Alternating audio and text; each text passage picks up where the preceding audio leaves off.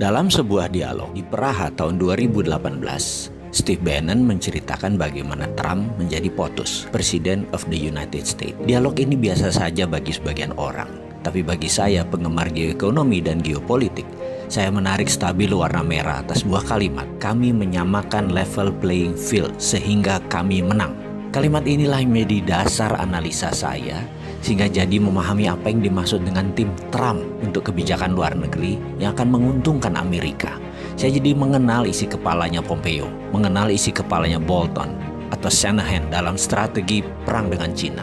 Kesimpulan, Amerika versus Cina saat ini bukan perang dagang, tapi perang ideologi. Menurut pengamat intelijen ekonomi, A.V. Temames yang berdomisili di London, hal inilah yang membuat banyak para analis salah baca, terutama analis ekonomi. Dikira Cina dan Amerika itu perang dagang biasa, perang ekonomi, hanya karena merasa sepertinya Amerika kalah dengan impor Cina yang besar masuk ke Amerika sehingga pasang tarif masuk tinggi agar barang di Cina itu mahal. Negara Amerika untung dari tarif pajak masuknya barang Cina yang ditinggikan, dan juga imbas produk hasil manufaktur di Amerika jadi bisa berjualan karena harga mereka kompetitif itu di dalam Amerika. Kalau tidak diprotek atau dilindungi dengan pajak impor yang tinggi, barang-barang Amerika jadi mahal. Mereka pilihannya adalah lebih baik pilih barang Cina. Begitu sebaliknya, dibalas Cina dengan impor masuk barang Amerika ke Cina dinaikkan.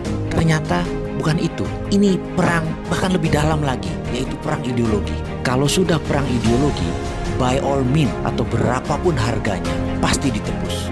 Cina dan Amerika kan habis-habisan perang. Lalu bagaimana dengan Indonesia?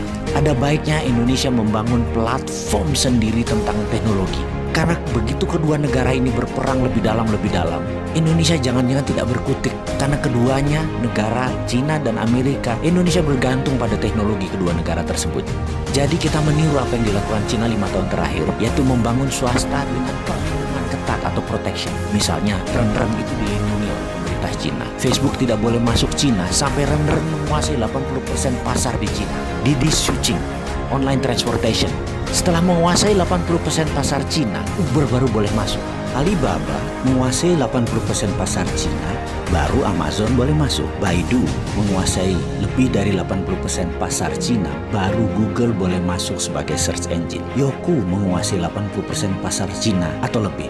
YouTube baru boleh masuk, dan masuknya pun asing tersebut sampai dibatasi sampai saat ini. Indonesia kalau mau maju, aplikasi anak negeri dilindungi terlebih dahulu. Sekarang perang dagang Cina-Amerika sedang memanas. Indonesia ambil kesempatan. Anak bangsa buat fintechnya sendiri, buat Google versi Indonesianya sendiri, buat WeChat versi Indonesia sendiri, buat Facebook versi Indonesia sendiri, dan pastikan semua proyek itu diprotek oleh negara, dilindungi oleh negara. FBI asing masuk diatur, Google asing diatur, sosmed semua diatur yang dari luar negeri, dan produk Indonesia diberi fasilitas penuh kemudahan. Yakinlah 1-2 tahun ke depan anak bangsa bisa membuat dan melaksanakan proyek tersebut, sehingga pada tahun 2021 sewaktu puncaknya perang dua negara, Indonesia sudah punya semuanya. Kita tidak tergantung pada Cina dan Amerika. Saya yakin Amerika pasti akan mematikan sosmed mereka, internet mereka, satelit mereka, karena itu adalah strategi perang, battle space namanya, penaklukan ruang udara. Tapi kalau Indonesia punya semua